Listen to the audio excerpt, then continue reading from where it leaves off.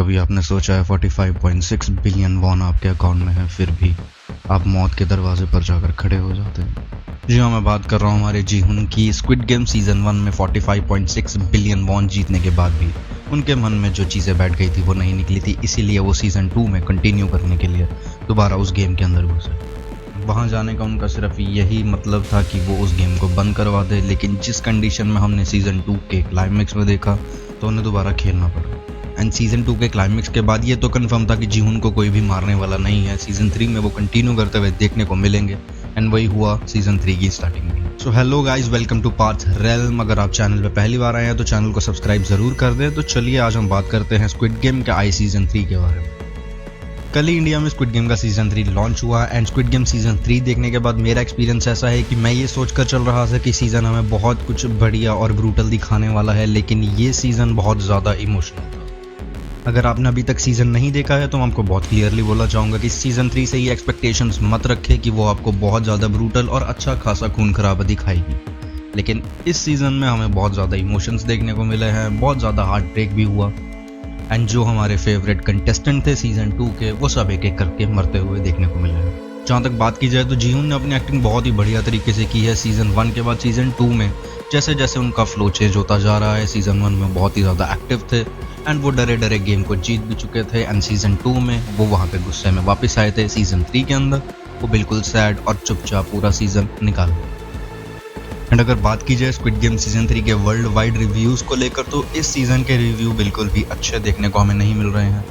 देखा जाए तो लुइस डेजी जो बहुत ही ज़्यादा बढ़िया तरीके से आज तक हर चीज़ को रिव्यू करती आई हैं, उन्हें जो भी पसंद आता है वो अपने ट्विटर हैंडल पे डालती हैं। तो उनका ये कहना था कि squid game season 3 is probably the worst thing I have ever seen this year.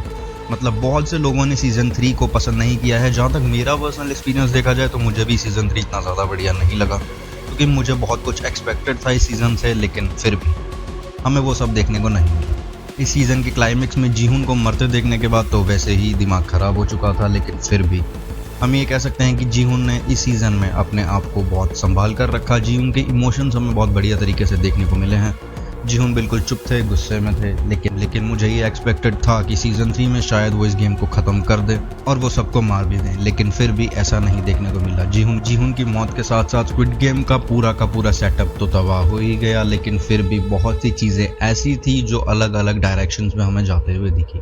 हम ये कह सकते हैं कि क्लाइमेक्स अच्छा दिखाया गया है, लेकिन फिर भी जीहुन की मौत वो डाइजेस्ट नहीं की जा सकती। जहाँ तक देखा जाए तो सीज़न 3 से हमें बहुत ही इजीली ये सीखने को मिलता है कि ज़िंदगी में इतने भी शरीफ और भोले बनकर मत चलें कि लोग आपका फ़ायदा उठाते रहें। क्योंकि अगर आपने अभी तक सीज़न 3 नहीं देखा है स्क्विड गेम का तो मैं आपको ये ज़रूर कहूँगा कि आपको जीहुन की बेवकूफ़ी पर बहुत ज़्यादा गुस्सा आने वाला है। जीहुन के पास ऐसे बहुत से बढ़िया मौके थे जहां जीहुन इस गेम को बहुत आसानी से पलट सकता था, लेकिन फिर भी जीहुन अपनी शराफत में और अपनी बेवकूफ़ी में मर गया। एंड देखा जाए तो बहुत सारे इन्फ्लुएंसर्स थे जिन्होंने इंस्टाग्राम और बहुत सी जगहों पर ये पोस्ट किया था कि बहुत से ऐसे प्लेयर हैं जो कि ओरिजिनली वीआईपीज़ में से हैं, लेकिन इस सीज़न में ऐसा कुछ भी नहीं निकला। जब हमने वीआईपीज़ की शक्ल देखी तो वो अलग अलग देशों से आए हुए अलग अलग लोग थे, जिनमें एक फीमेल और 4 मेल्स थे। तो लोगों का ये भ्रम भी टूट गया कि जो लोग हमें सीज़न 1 की कास्ट लिस्ट में देखने को मिले थे एज वीआईपी, वही सीज़न 2 में हमें कंटेस्टेंट देखने को मिले थे। तो लोग यही एक्सपेक्ट कर रहे थे कि एंड में वही लोग हमें वीआईपीज़ बनते दिखेंगे, लेकिन ऐसा नहीं हुआ। वीआईपीज़ बिल्कुल अलग थे, कंटेस्टेंट का उनसे कुछ भी लेना देना नहीं था।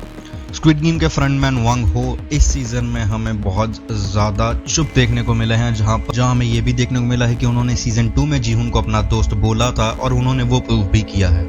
सीज़न 2 के एंड में सबको मारने के बावजूद उन्होंने जीहुन को छोड़ा। वहाँ ये देखने के बाद हम एक्सपेक्ट कर रहे थे कि शायद वो जीहुन को इसीलिए छोड़ रहे हैं ताकि जीहुन उस गेम में मरे, लेकिन ऐसा नहीं था। वो सीज़न 3 में हमें ये देखने को मिला कि वो जीहुन को जितवाना चाहते थे एंड उन्होंने जीहुन को बहुत कुछ ऑफर भी किया, जहाँ जीहुन अपनी बेवकूफ़ी से उस चीज़ को नहीं समझ पाया और वो मर गया। एंड अगर बात की जाए तो फ्रंटमैन के ब्रदर वांग जुन हो, जो कि एक पुलिस ऑफिसर और डिटेक्टिव थे, इस सीज़न में भी वो पूरे सीज़न तक उन्हें ढूंढते रहे और लास्ट एपिसोड में वो पहुँच ही गए थे स्क्विड गेम के सेटअप तक, लेकिन फिर भी वो अपने भाई को नहीं पकड़ पाए। एंड सीज़न 3 के क्लाइमेक्स में जुनहो को ये तो पता लग जाता है कि उनका ब्रदर हुआंग इन हो ही फ्रंटमैन था, जिसने पहले सीज़न में उन्हें गोली मारी थी ताकि वो समंदर में गिर जाएं एंड जिस कैप्टन ने उन्हें बचाया था वो उससे मिला हुआ था। इस सीज़न में वो कैप्टन को भी मार देते हैं। एंड अगर देखा जाए तो सीज़न 3 की पूरी कहानी जीहुन से ज़्यादा प्लेयर नंबर 222 यानी कि किम जुन ही की तरफ ज़्यादा झुकाई दी है।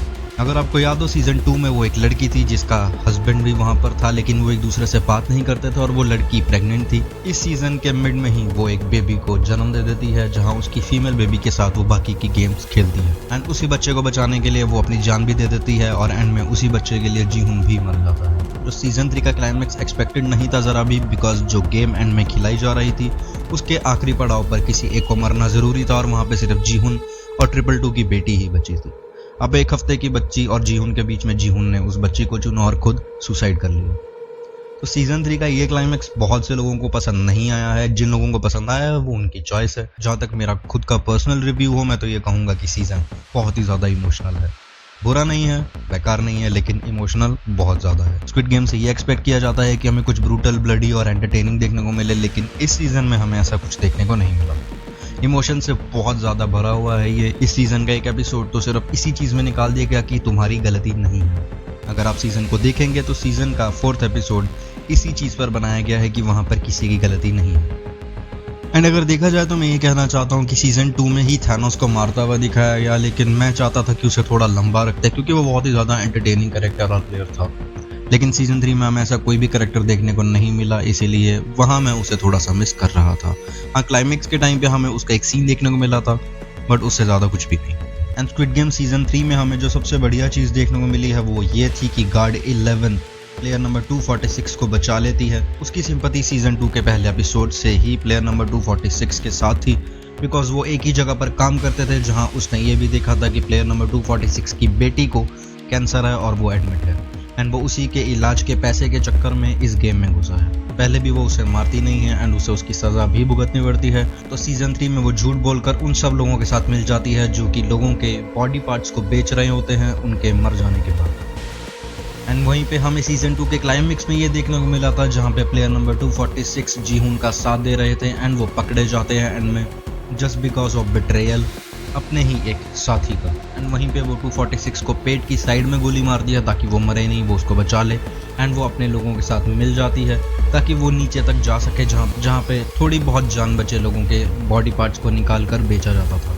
एंड वहाँ जाने के बाद वो उन सभी लोगों को मार देती है और वो प्लेयर नंबर 246 को बचाकर वहाँ से अपने साथ भगाने की कोशिश करती है एंड वो सक्सेसफुल भी हो जाती है जहाँ वो प्लेयर नंबर 246 को भगा देती है उस जगह से।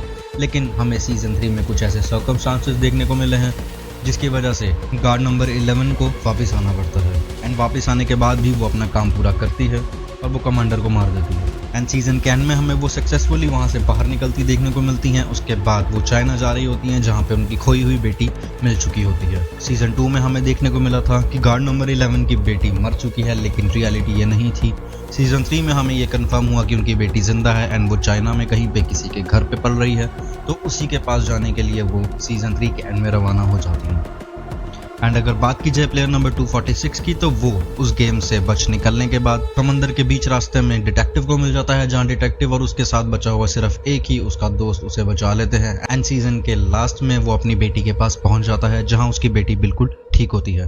तो हम ये कह सकते हैं कि उसे पैसे मिल चुके थे एंड वो अपनी बेटी को बचा लेता है। एंड सीजन 3 के एंड में हमें 5 VIPs देखने को मिले हैं जिनका किसी भी प्लेयर से कुछ लेना देना नहीं था एंड वो पांचों VIPs अलग अलग कंट्री को रिप्रेजेंट कर रहे थे। एंड सीजन 3 के लास्ट में हमें देखने को मिला था जब डिटेक्टिव वहां पहुंचता है तो वो रास्ते में पुलिस की हेल्प भी ले लेता है, जहां पे पुलिस को ये बता दिया जाता है कि आइलैंड है जहां पे लोगों को ले जाकर एक गेम के नाम पे मार दिया जाता है। तो पुलिस भी उनका सपोर्ट करती है एंड वहां पे अटैक के लिए निकल जाते हैं। ये सब देखने के बाद हमारे फ्रंटमैन यानी कि हुआंग इन हो उस जगह को एक बॉम्ब से ब्लास्ट कर देते हैं एंड वहां से निकल जाते हैं। सभी VIPs अपनी जगह पर चले जाते हैं। जो प्लेयर्स में सिर्फ वो बच्ची बचती है जो कि प्लेयर नंबर 222 की बेटी होती है एंड उसे लेकर वहां से हमारे फ्रंटमैन चले जाते हैं एंड उसके प्राइस मनी को उस बच्ची के साथ वो कुछ ही टाइम बाद अपने भाई के पास यानी कि डिटेक्टिव के पास छोड़ देते हैं। जीहुन के मरने के बाद उस गेम की असली विनर तो वो बच्ची को ही माना जाता है, क्योंकि उस बच्ची को उसकी माँ का नंबर 222 दे दिया जाता है एज प्लेयर एंड जीहुन अपने आप को मार देता है उस बच्ची को बचाने के लिए। तो अगर देखा जाए इस सीजन की विनर सिर्फ वो बच्ची है या फिर हम कहें प्लेयर नंबर 222, तो उस बच्ची को और उसकी विनिंग प्राइस को लेकर फ्रंटमैन अपने भाई के घर यानी कि डिटेक्टिव के घर छोड़ देता है। अब ये तो क्लियर है कि उस बच्ची का केयर टेकर हमें डिटेक्टिव ही देखने को मिलने वाला है। एंड क्लाइमेक्स में जीहुन की डेड बॉडी के साथ साथ वहाँ पे होते ब्लास्ट से हम ये क्लियर है कि जीहुन इस बार नहीं बचने वाले।